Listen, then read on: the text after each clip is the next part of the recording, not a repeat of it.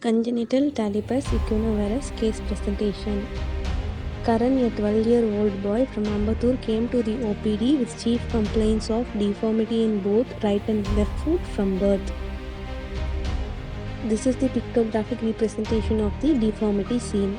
History of presenting illness. The patient was born 12 years back by lower segment cesarean section mode of birth with the deformity of both left and right foot, with foot bent downwards and inwards, for which he was treated with the cast few days after birth.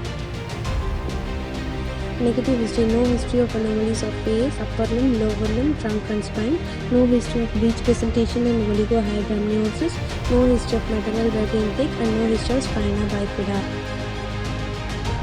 Past history. Not a known case of diabetes mellitus, hypertension, tuberculosis, asthma, epilepsy, congenital heart disease and thyroid disorders.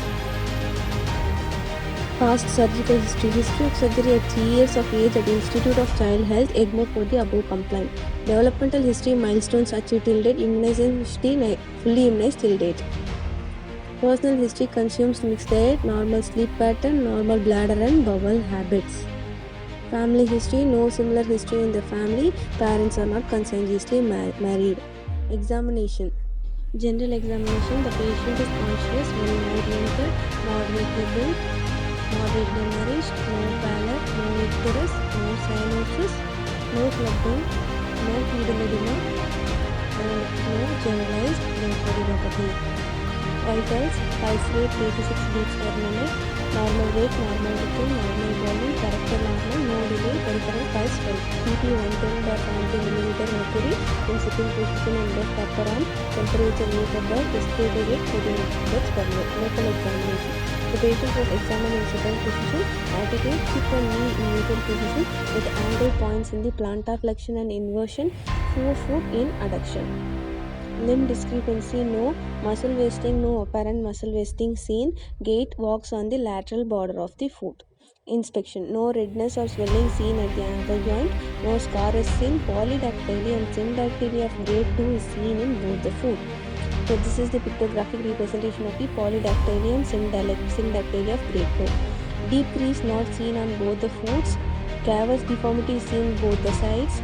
Absence of callositis, no apparent muscle wasting was seen. Posteriorly, Achilles tendon prominence was not seen because Z-plasty was done. Z-plasty is nothing but a procedure to lengthen the Achilles tendon. It is the tendon of calf muscles. Palpation, all inspectory findings are confirmed. No warmth, no tenderness, no neurovascular deficit is seen.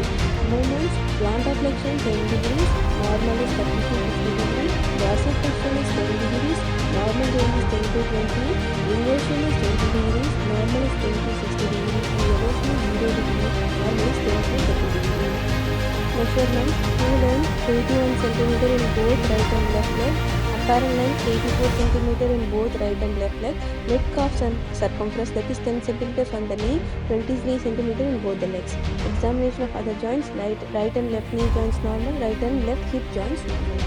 Treatment, CTV shoes are used in days and DB splint used in nights. Differential diagnosis, CVT, congenital vertical talus. Summary, a 12-year-old boy, Mr. Karan, chief complaints of deformity of both right and left foot from the birth and was treated with UOP cast, surgery and CTV shoes, but now returned with the same complaints. There is no difficulty in walking, no anomaly of gait, upper limb, lower limb, trunk and spine, no history presentation and spinal bifida. Diagnosis, this is a case of idiopathic congenital diabetes equinovarus of both right